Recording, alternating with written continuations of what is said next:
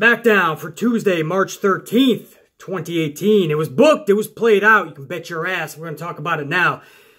The first hour and 50 minutes of this show didn't do much of anything for me to get me excited for WrestleMania season. Over on Raw, they did everything right Monday.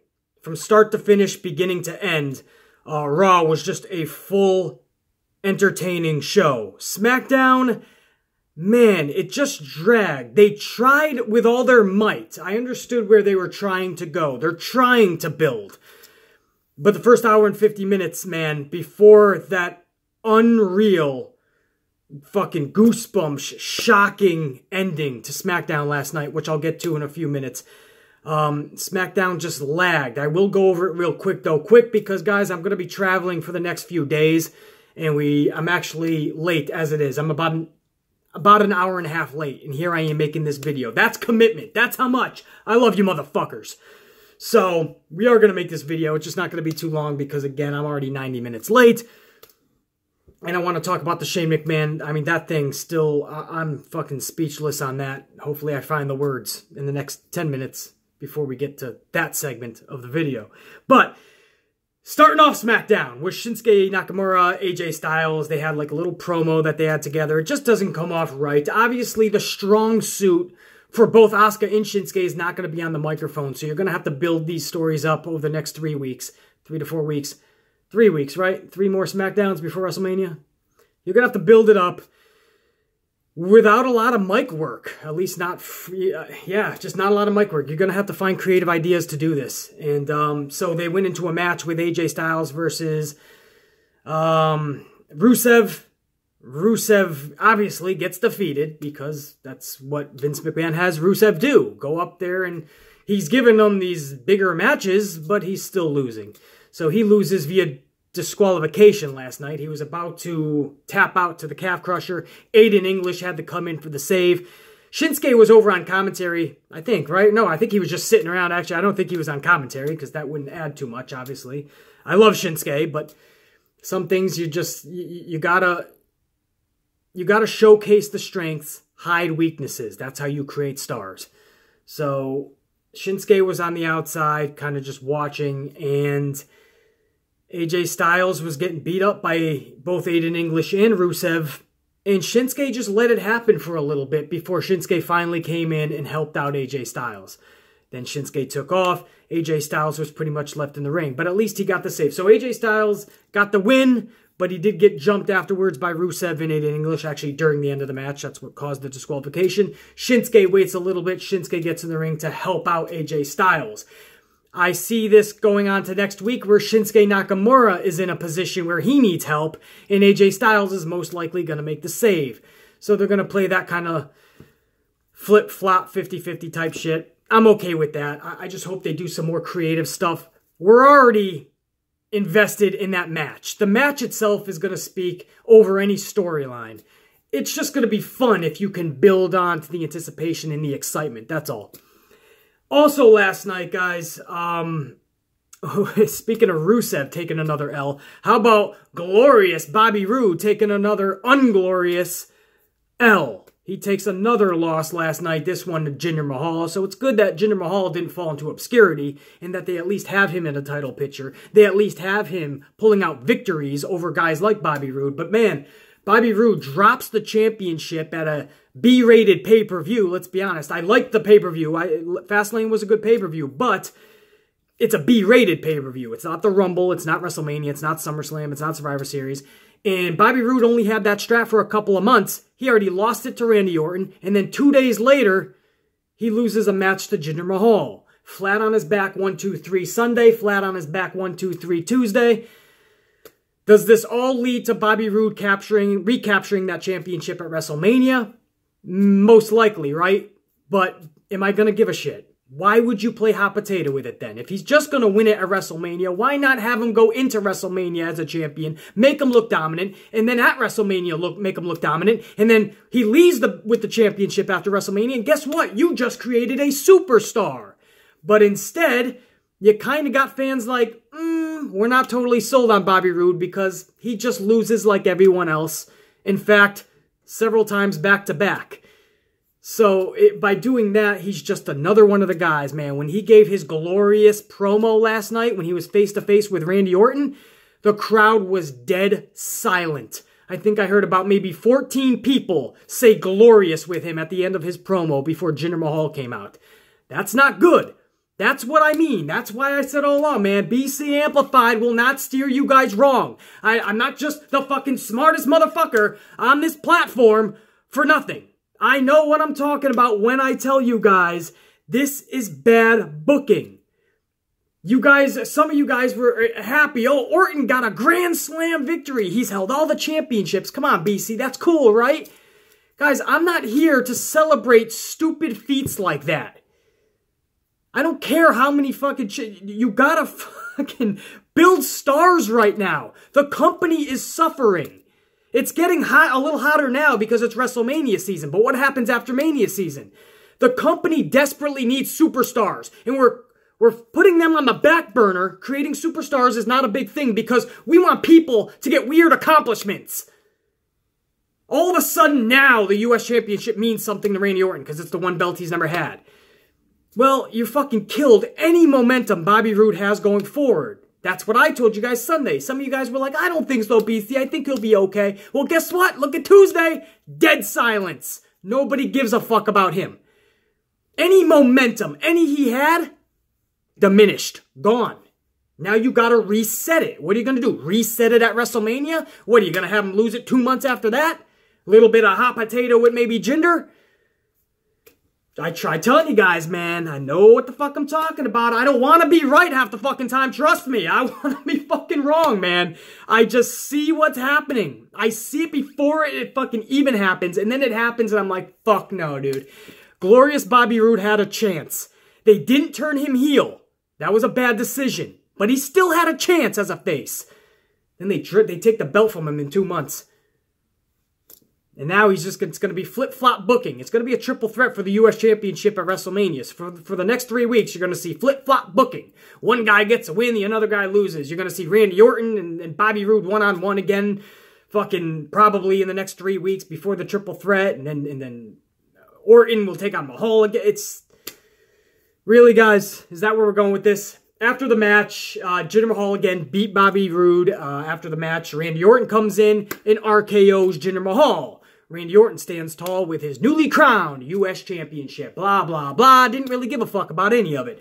Carmella took on Naomi last night. Carmella defeats Naomi. On one hand, it sucks. Naomi takes a fucking L. She already has nothing going into WrestleMania, so why not fucking push her more into obscurity before WrestleMania? So that sucks. On the other hand, they're finally capitalizing and giving some momentum to Carmella. It started Sunday. She got the win in that tag team match on Sunday's Fastlane pay-per-view. And then 2 nights later, she gets another big win against Naomi. So Naomi going down in those rankings. Carmella finally getting momentum. That's important because when Carmella finally cashes in, we might actually give a shit. I still think she's going to fail on her cash-in, unfortunately. But I don't see how she's going to defeat either Nia Jax when she wins the championship at WrestleMania or Asuka when she wins the championship at WrestleMania. I don't see the reason why Carmella would beat either of those women. We shall see. That's why they put on the matches, right? Also last night, guys, obviously they ran the package for Ronda Rousey's match. They ran a package for the Fabulous Moolah Memorial Battle Royal package, that match. Some WrestleMania promos. What else happened last night, guys? Fucking tag team, yes. Big E and fucking... It was one of the fucking New Day. It was Big E and then one of the Usos. Was it Jimmy or Jay? Totally fucking forgot. My bad, guys. A lot to fucking talk about. But one of the Usos, one of the New Day members. And they went in there to take on the Bludgeon Brothers to try to get revenge for their brotherhood, right? For the New Day members that are down and out, for the other Uso that's down and out. And they got smashed for their troubles. Obviously, it's the Bludgeon Brothers. If they took out 5 of you Sunday, they can definitely take out 2 of you on Tuesday. And that's what they did. The remaining Uso and the remaining New Day member are flatlined Bludgeon Brothers. Let them off the hook. They probably could have ended it all right there, and they just said, you know what, we'll see at WrestleMania. So the Bludgeon Brothers continue to look strong. I know there was some other shit, guys, and I apologize for not getting into it, but again, I'm really late, and we got to talk about the actual substance from last night. There's not many stories or angles or segments that really make me go, wow, or what the fuck, or just like, I'm in awe. Last night's closing segment for SmackDown was just, I was awestruck, man. I could not believe how well that went off, and I told you guys from the beginning how much I love Shane McMahon because how good he is.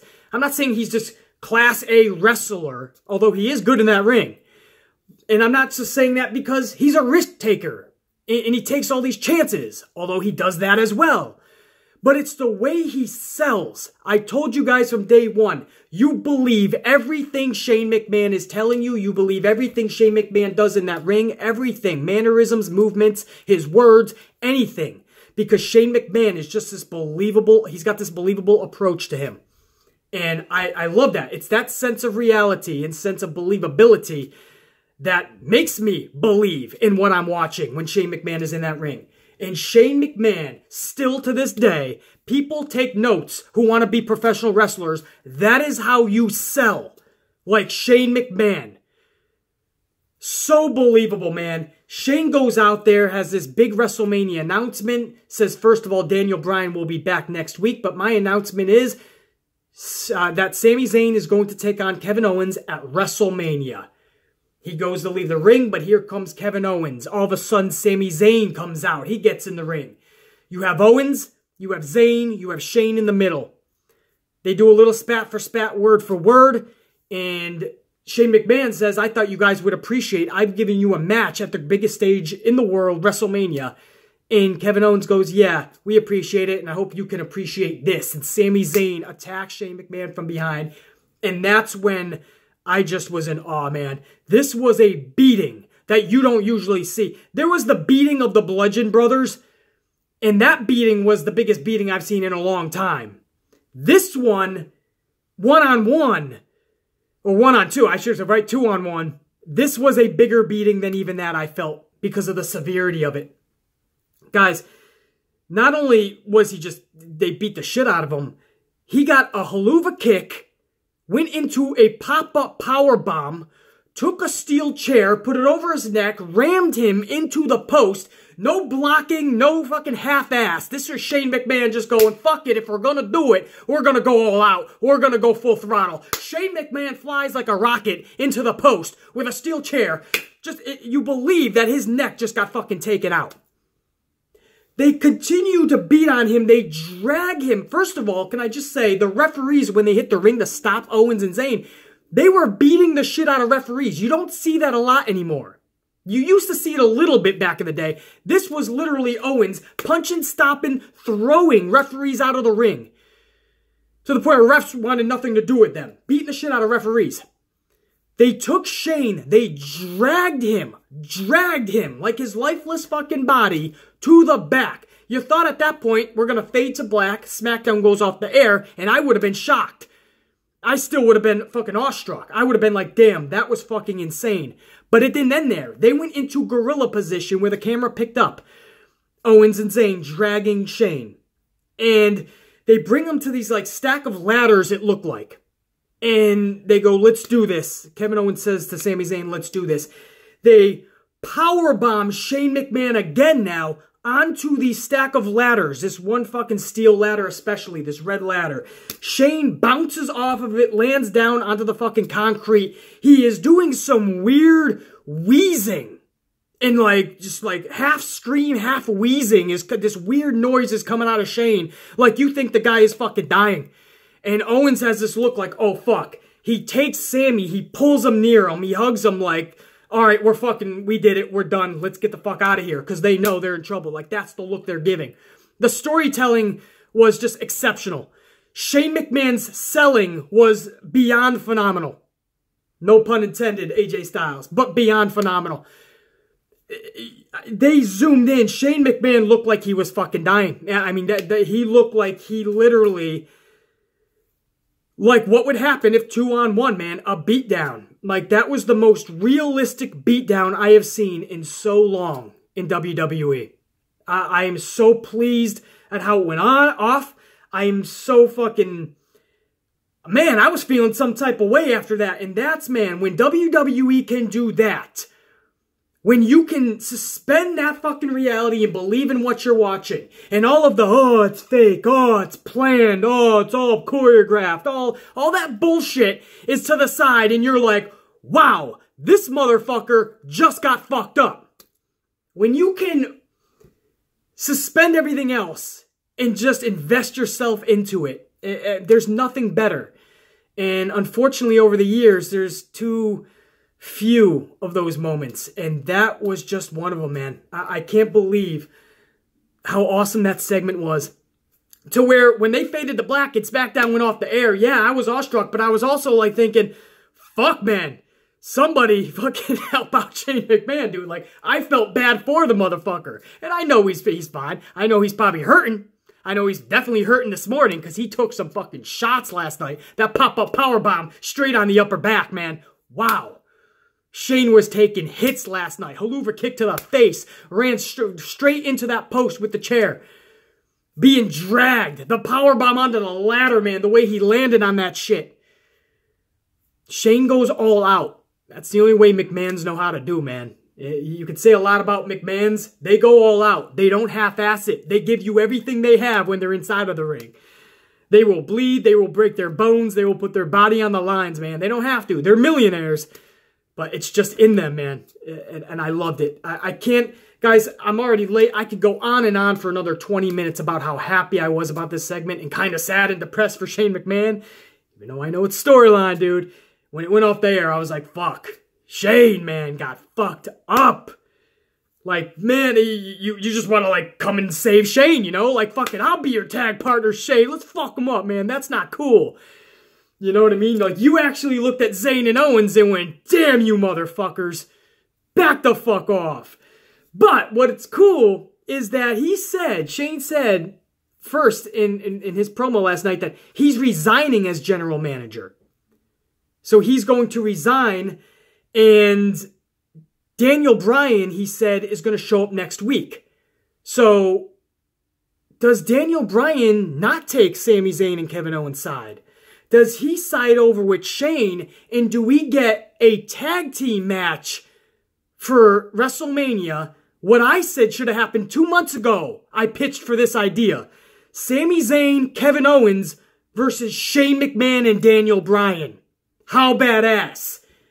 Now, there's many rumors going around about Daniel Bryan not wanting a match and this and that. It's all bullshit, guys. Nobody knows what happened or what was offered.